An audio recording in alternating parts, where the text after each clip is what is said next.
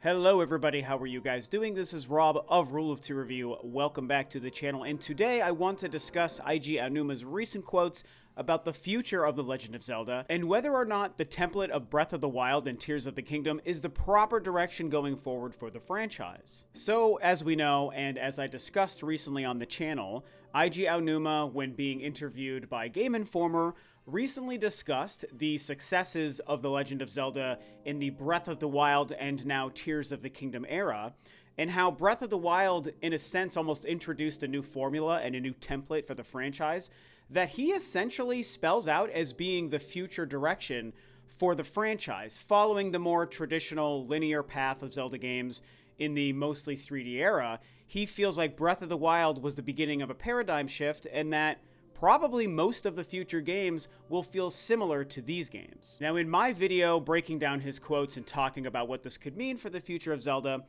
I shared my thoughts and opinions, and I'm of two minds on this, which I think it's pretty easy for a lot of folks to be of two minds on a topic like this. And obviously, on one side, I think that the current direction is great. I love Breath of the Wild. Tears of the Kingdom is continuing to blow me away every day that I've played it. I'm probably, I don't know how many hours I'm in, maybe 50, 60 hours, 70 hours. I'm still waiting for my Switch kind of ticker to change over and tell me how many hours I've put into it. But I'm obviously in the middle of my playthrough. I've not beaten the game, but it's amazing. It's probably going to be better than Breath of the Wild to me at the end of the day. And so, as a lifelong Zelda fan since the beginning of the franchise, who sees Breath of the Wild and Tears of the Kingdom both as basically 10s out of 10s, it doesn't make me sad or mad or upset to think that this might be the future template for the franchise. But on the other hand, again, being of two minds, I am an older guy who's been playing the franchise since it first released on the NES back in the day. I was 5 or 6 years old when the first Zelda game released on the NES. And yeah, I love the classic Zelda formula too, both the 2D formula as well as the 3D formula introduced in the Ocarina of Time, and that carried over into Majora's Mask and Twilight Princess and Skyward Sword and my favorite Zelda game of all time, The Wind Waker. I love that classic format. So I personally am very split. I love the new stuff with Breath of the Wild and Tears of the Kingdom, but I also very nostalgically love the classic formula as well. And so the question then becomes, what is best for the franchise? What is it that most fans will gravitate towards and that most fans will accept and that will please most of the fan base? That is a very difficult line that Nintendo has to walk with Zelda going forward. Now, interestingly, here in the first kind of week aftermath of the release of Tears of the Kingdom, we are seeing a lot of discussion about this, even separate from Aonuma's quotes about this, just the general conversation and discussion online, and you could even argue the discourse or the debates. It's kind of a little bit of that as well. But the general conversation online surrounding the formula for Zelda is very much a classic versus current kind of discussion, right? A lot of people saying they prefer and they miss the old classic style. They don't like what Breath of the Wild and Tears of the Kingdom are doing and they miss the old days. Other people are saying the new stuff is so good that even the classic formula is bad and is not something anyone should enjoy ever again, and it's good that Nintendo might be moving on for it. Kind of silly, ridiculous things being said online. I'm not going to bring up a lot of examples because it's just too messy to get into it, but it is a conversation being had, and it's frustrating to me because I think both sides are being a little bit silly because, as I just laid out to you, I'm somebody who finds value in both formats. And so my take on what's best for the Zelda franchise going forward, at least temporarily, and when I say temporarily, that could still be 20 years, right? And maybe 4 or 5 games over the course of the next 2 decades. That could technically qualify as temporarily in the grand scheme of the everlasting existence of the Zelda franchise, right? But again, if I was to state my personal thoughts on what's best right now, as much as it pains me to say it, as a nostalgic guy who very much misses the classic Zelda formula, I think that for the here and now, again, if it's the next 20 years or whatever, I think that using the general, vastly open world template that Breath of the Wild started probably is the best direction for Nintendo to take the franchise in for the foreseeable future. And in many ways, it's because open world right now, you guys, it's it. Open world is it. A lot of games, a lot of franchises, a lot of new IPs are doing it. It is the current big kind of zeitgeist genre that a lot of franchises are adopting and a lot of games do nowadays. And other games are even finding ways to sort of shoehorn it into their existing worlds, right? I mean, Elden Ring is its own new IP for sure, but it's also in that Dark Souls Bloodborne universe. And even From Software found a way to take their formula in their Bloodborne Soulsborne universe and create a new game and make it open world, and it worked fantastically well. It worked with a game like Ghost of Tsushima, with a game like Spider-Man, obviously Zelda, using Breath of the Wild and Tears of the Kingdom as examples. And there's just probably tons of other ones that I just could think of if I really spent the time diving into it, you know?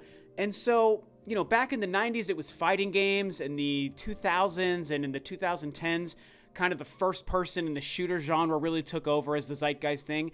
And now I think we're in the era of the open world as the big overarching thing, right? And so what Zelda did with Breath of the Wild was so fantastic. It took what Elder Scrolls Skyrim did and took it to the next level, and it was so great. And both Breath of the Wild and Tears of the Kingdom are huge successes. And so I think that for now, if this is the direction they want to go for Zelda, I understand why. And I think even those who are complaining about missing the old Zelda aren't really going to make a dent in the success of Zelda going forward. If they stick with this format, I think it's going to be the best course for now. But here's the thing that I think not a lot of people have talked about, and even I forgot to touch on this in my video about this topic last week. And it's that if Nintendo does this correctly, I would even say that this is my advice, so to speak, to Nintendo, as if they need or want or care about my advice. But this would be my advice. As a 40-some-odd-year-old guy who's been playing Zelda since the get-go, and I've loved every game and every era of Zelda, I think the best way they could stick with the Breath of the Wild formula going forward, but also please everyone, is to first and foremost change it up. I don't need another third game that's in the Breath of the Wild engine and art style and in this same version of Hyrule.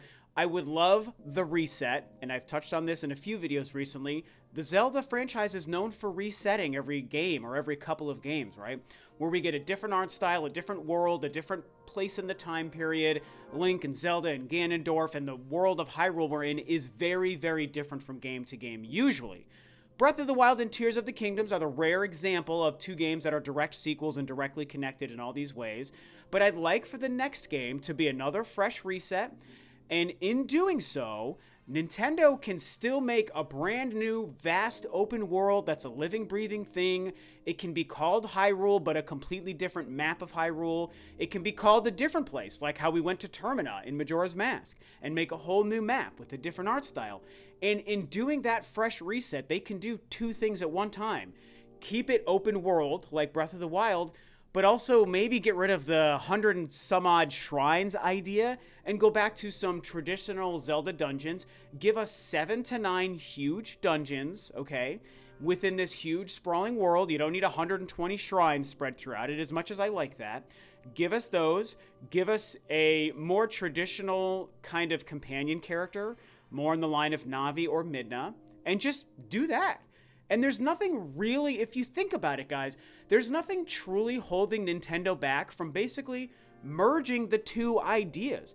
Both kinds of Zelda games can exist in the same game, where it's a little bit more linear in terms of story. It's got classic dungeons, it has a companion character, but it's in a huge, living, breathing open world that you can kind of do things in whatever order you choose. If you really stop and think about it, I think that A Link Between Worlds on the Nintendo 3DS is the perfect example of how Nintendo found a way to kind of incorporate this merging of ideas in one Zelda game.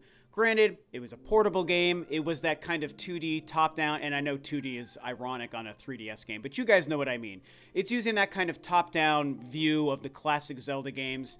But it still allowed, and it was a smaller game in scope too, but it still allowed for a non-linear kind of approach to having traditional dungeons and puzzle solving, because you could get items in a different order. In that game, they used a rental system from a shop. I don't think they would need to do that again in a 3D game, but whatever way they found to make it so you could kind of do things in unique orders or still keep the story playing out in a specific linear direction, unlike how the two current games are. I think that what they did with A Link Between Worlds is a great showcase of how it can be done. So if they could take that same general concept of a big world that's fairly open and explore things at your own pace and go through dungeons in your own order that you choose to do them, but the story still moves forward in a straight line, and just blow that up to a huge scale on the Nintendo Switch 2 in like 5 years from now. And it's a big open world like Breath of the Wild, but it plays out in a way similar to A Link Between Worlds. I just think that it's possible for Nintendo to kind of please both sides of the Zelda fan base and do everything in one game. Maybe I'm crazy and you guys don't believe what I'm saying and you think that it's not possible, but I don't know, man. I mean, stop and think about it. Doesn't it make sense for them to be able to kind of do all of the above in one game? Right now, the restriction, if we want to call it that, is that they're restricted to specifically Breath of the Wild's template and that form of storytelling, that same version of Hyrule, because they chose to go back to it in Tears of the Kingdom, even though they added a ton of stuff to do with the sky above and the caves below. It's just so mind-blowingly good. It's freaking unreal how good Tears of the Kingdom is, guys. And so, but because of that, they're kind of restricted to that. But again, reminding you of the reset Zelda normally does. Tears of the Kingdom as a direct sequel is the exception. It is not the rule. The rule is that we're probably going to reset. Different Zelda, different Link, different Ganondorf, different art style, different world. Even if it's called Hyrule, it could be different. It could take place thousands of years in the future, in the past, whatever they want to do in the timeline. And in that scenario, they can do anything they want, you guys. And that is a great opportunity for them to just do all the above. And would they be placating people by trying to make a game that pleases everybody? Yeah, but I actually don't think that it's going to hurt the quality of a Zelda game.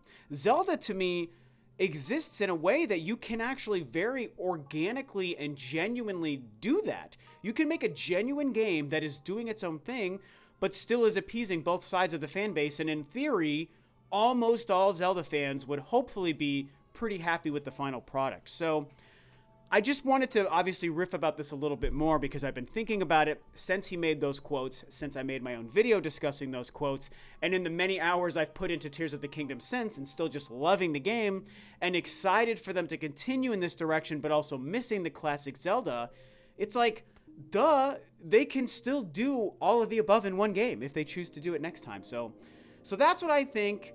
I don't mind that they're sticking with this direction for the future. I just hope that they adapt it and change it up with the next game so we can see what Nintendo is thinking for future Zelda games.